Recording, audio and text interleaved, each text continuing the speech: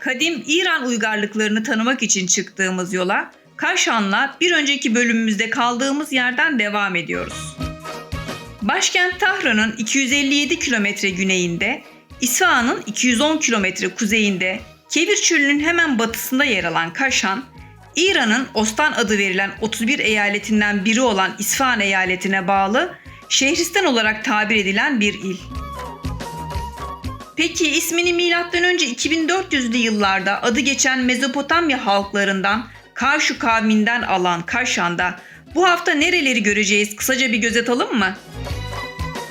Öncelikle kadim İran konut mimarisini ve bu mimarinin inceliklerini görebileceğimiz ilginç ayna ve rengarenk vitray süslemeleriyle 40 odalı tarihi Tabatabai evini ve bu evin kızına aşık olup kızın babasının şart koşması nedeniyle müstakbel gelin adayı için tam 18 yılda inşa edilen Burjerde evini gezeceğiz. 500 yıllık İran hamam kültürünün en güzel örneklerinden olan, gerçekte bir Türk devleti olan Safeviler döneminde yapılan, özellikle çini ve alçı süslemeleriyle dikkat çeken Sultan Emir Ahmet Hamamı'nı görüp, yapımı Selçuklu dönemine dayanan tarihi Kaşan Bazar'ın büyüleyici ortamında Orta Doğu'nun geleneksel çarşı atmosferini yaşayacağız. Son olarak geçmişte İran konağı olarak kullanılıyorken günümüzde varisler tarafından bir konuk evine dönüştürülen otelimizin dinlendirici atmosferine bırakacağız kendimizi. Evet, Ten'in evine geldik. Bir halı tüccarıymış. Çeşitli medeniyetlerin etkisiyle İran'ın tarih boyunca zenginleşen kültürel mirası mimaride de derin izler bırakmış. Kadim İran konut mimarisi, büyüleyici detayları, estetik zerafeti ve işlevselliği bir araya getirerek adeta zamanı aşan bir sanat eseri haline almış. Büyük bir halı tüccarı olan Cafer Tabatabai tarafından 1834 yılında geniş ailesinin ikameti için yapılan ve yaklaşık 5000 metrekare alana kurulu tarihi Tabatabai evinin 40 odası ve 4 avlusu bulunuyor. Bizim en ünlü mimarımız Mimar Sinan. Sinan, evet. Evet, Mimar Sinan'ın eserlerinde de Evet, var. şu an- Ustalık eseri Selimiye Camii'dir, Edirne'de. O caminin de kapı süslemelerinde böyle mukarnaslar vardır, çok güzel. Burada da aşağıda da halı desenleri kullanmış. Bir İran konutu sadece duvarlar arasında değil, aynı zamanda anlam dolu avlularıyla da konuklarına selam verir. Bu avlular aile bağlarını güçlendiren, komşuluk ilişkilerini kuvvetlendiren birer sosyal mekandır aynı zamanda. Evet, şu an kış odasına doğru giriyoruz.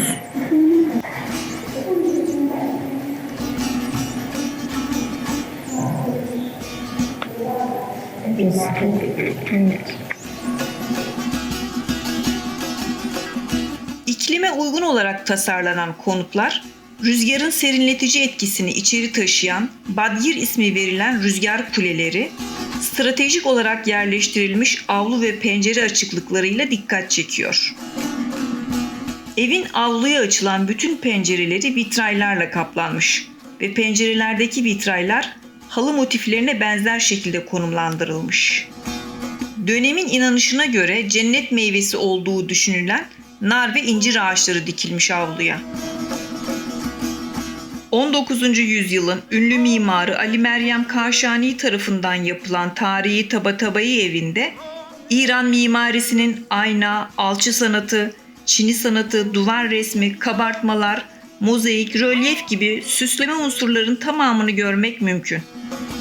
Yapının tam merkezinde bulunan havuz, taş işlemeleri, vitraylı odalar, o vitraylardan odalara yansıyan kırmızı, sarı, mavi ışık, evin duvarlarını süsleyen halı temalı dekorlar, verandadaki aynalı süslemeler, ziyaretçilerin yoğun olarak fotoğraf çektirdiği mekanların başında geliyor. Taş ve tuğla, İran konut mimarisinin temel malzemesi. Yüksek tavanlar, geniş pencere açıklıkları, zarif kubbeler, yapıları aydınlık ve ferah kılıyor. Renklerin sofistike uyumu, her detayın özenle düşünüldüğünü gösteriyor. kırmızı, mavi ve yeşil tonları duvarları adeta bir resim tuvaline dönüştürüyor. Tarihi Tabatabai evinden inşası bir aşk hikayesine dayanan tarihi Burcerde evine geçiyoruz ve burada öncelikle Serderi ismi verilen geleneksel İran evlerinin giriş kapısının üzerindeki süslemeler dikkatimizi çekiyor. Dış sofa olarak tanımlayabileceğimiz Haçlı isimli sekizgen alandan giriş kısmının bir diğer unsuru olan dehliz ya da dalan olarak isimlenen koridora doğru ilerliyoruz. Bu koridorun mimari olarak işlevi ise evin iç ve dış kısımlarını birbirine bağlamak ve burada olduğu gibi varsa kod farkı sorununu çözmek. Sıcak iklim nedeniyle toprak altına inilen yapılarda bu kod farkı ve derinlik evin sıcaktan korunmasını sağlıyor. Yapının üst kısmında bulunan baca şeklindeki çıkıntılar rüzgar yakalayıcısı olarak tanımlayabileceğimiz Badgir isimli bir çeşit geleneksel klima. İran'ın sıcak bölgelerinde sık rastlanan bu mimari unsura Yezd gezimizde daha detaylı değineceğimiz için burada kısa geçiyor ve çöl renkleriyle uyumlu bu muhteşem yapının yapılış hikayesine geçmek istiyorum. Rivayete göre semaver tüccarlığı yapan Hasan Netenzi'nin oğlu Mehdi, biraz önce evini gördüğümüz halı tüccarlığı yapan Cafer Tabatabai'nin kızına aşık olur. Fakat kızını bu delikanlıya vermek istemeyen Cafer Tabatabai, aileyi bu sevdadan vazgeçirmek için kızını ancak kendi evi gibi güzel bir evde yaşaması şartıyla evlendirebileceğini söyler. Oğlunun aşkı karşısında bu şartı kabul eden Hasan Netenzi, 1857 yılında Tabatabai evinin de mimarı olan Ali Meryem Kaşani ile evin inşası için anlaşır. İnşaatın uzun süre devam edeceği anlaşılınca düğün yapılır, gelin ile damat Tabatabai evine yerleşir ve 7 yıl burada yaşadıktan sonra kendi evlerine taşınırlar. Taşındıktan sonra da 11 yıl daha evin ince işleriyle süslemeleri devam eder ve tam 18 yılda 150'den fazla ustanın çalışmasıyla tamamlanır ev. Ana yapıları tuğladan oluşan evin tavan ve sıvasında ise yumuşak kilden elenmiş toprak, saman ve mısır koçanı karışımı kullanılmış. Biruni isimli dış avlu ve Enduruni isimli iç avlu, çeşmeler, havuzlar, asmanlar ve incir ağaçlarıyla donatılmış. Geleneksel İran mimarisinde odalar 3 kapılı veya 5 kapılı oda gibi kapıların büyük pencereleri oranına göre adlandırılıyor. Tenebi ya da şehneşin odası ise misafir odası olarak tanımlayabileceğimiz evin en görkemli süslemelere sahip odası. Burada bulunan resimler hanedanlık ressamı Kemal Olmolk'a ait. Yağlı boya ve sulu boya kullanılmış ve bir Türk hanedanı olan Kaçar Hanedanı'ndan bazı kişilerin de resimleri bulunuyor. Tavan ve duvarlarda muhteşem bir alçı süslemesi var. Çiçek ve meyve desenli alçıdan yapılma detaylar oldukça ilgi çekici. Burcerde evinin herhangi bir bölümünü gezmek muhteşem bir deneyim. Fakat bu deneyimin en ilginç bölümü çöl sıcağından bodrum katındaki Sardap ismi verilen alana girdiğimde hissettiğim muhteşem serinlik hissiydi. Sardap eski zamanlarda yiyecek ve suyun serin tutulması için kullanılan bir buzdolabı işlevi görürmüş. Ve bu alanda birkaç dakikalığına da olsa gözlerimi kapatıp serinliğin tadını çıkarıyorum. Burcerde evinden ayrılırken mesafe olarak çok yakında Kaşan'ın simge yapılarından Sultan Amir Ahmet Hamamı'nı görmemek olmaz diyerek Safeviler döneminden kalan 500 yıllık tarihi hamama doğru ilerliyoruz. Bizim gibi bir deprem ülkesi olan İran'da 1778 yılında büyük bir deprem sonucu yıkılan hamam Kaçar Hanedanı tarafından yeniden inşa edilmiş. Mimari detayları, süslemeleri ve işçiliğiyle dikkat çeken hamamın akustiği muhteşem.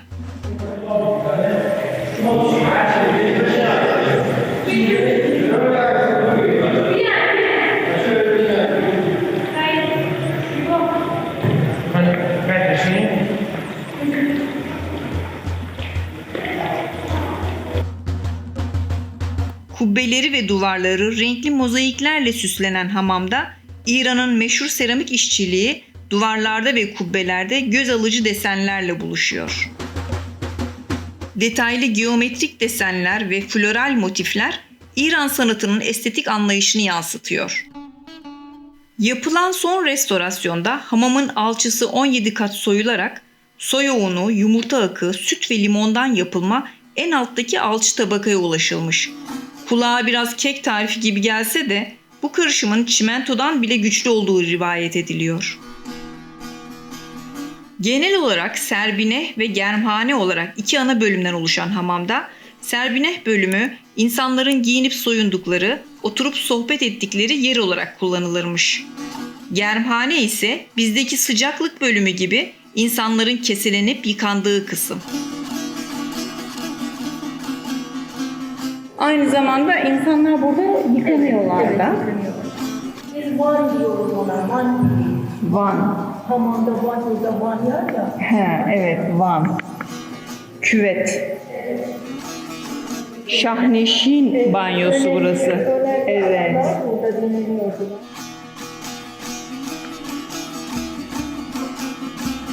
Her dönemde bir önemli adam ayrımı varmış yani. Burada da ayakkabılık var. Evet. Ayakkabılıklar aşağıda. Tamam. Tarih ve estetikle iç içe bir deneyim sunan bu hamama gelirseniz, ben çekemedim ama muhteşem manzaralı çatısını da mutlaka görün derim. Ağabozork Camii ve Medresesi daha girişteyken taç kapının kenarındaki incelikli çini süslemeleri ve üst kısımdaki muhteşem mukarnas ile dikkatimizi çekiyor. Camiye girerken kadınlara Farsça çador ismi verilen, saçlardan ayak bileğine kadar her tarafı kapatan bir üst giysi veriliyor. Biz de çadorları giyerek avluya doğru ilerliyoruz. Yapımını 1834 yılında Kaçar hükümdarı Muhammed Şah döneminde başlanan ve Nasreddin Şah döneminde tamamlanan Ağabozork Camii ve Medresesi, bizzat Şah tarafından kendisine verilen Ağabozork, yani Büyük Efendi unvanıyla tanınan 2. Molla Mehdi Naraki'nin dualar okuması, vaazlar ve dersler vermesi için inşa edilmiş.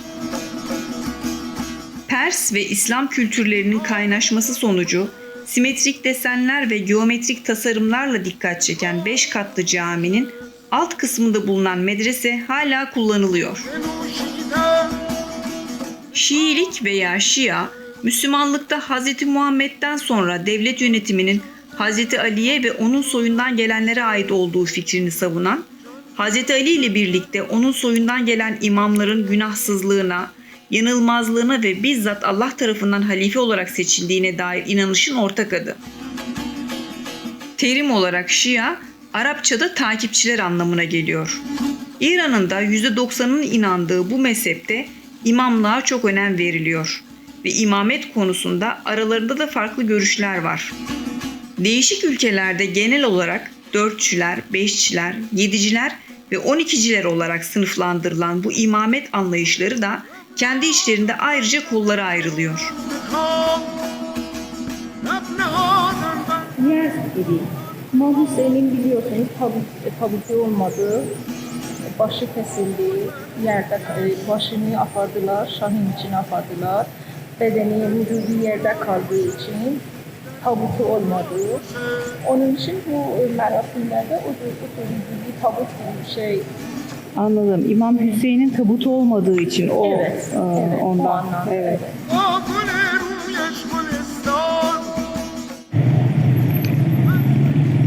Kaşan pazarına geldik.